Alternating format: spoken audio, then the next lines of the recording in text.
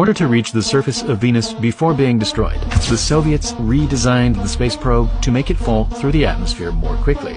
They added a cord to the parachute that would stop it from opening, allowing Venera to fall much faster. It was made of a material that would melt at 200 degrees, and so the parachute wouldn't open until the probe was much closer to the surface.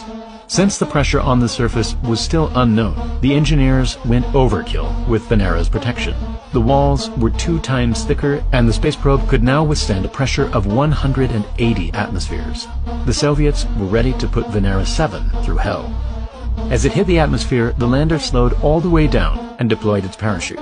The cord did its thing and allowed the space probe to quickly fall through Venus's thick atmosphere. The probe was now much closer to the surface than any of the previous missions, until, with just 3 kilometers to go, the parachute tore itself apart, and the probe started plummeting to the ground, slamming into the surface at 60 kilometers an hour. The Soviets had another failure on their hands, or so they thought.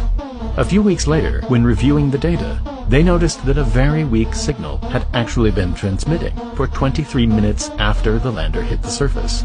As it turned out, the lander actually survived, but it had been knocked onto its side, making the antenna's signal to Earth extremely weak. Incredibly, the last bit of data it sent out showed that the temperature at the surface was a mind-boggling 500 degrees. Since temperature was now the main problem limiting their time on the surface, the engineers came up with a genius but simple cooling solution for Venera 8.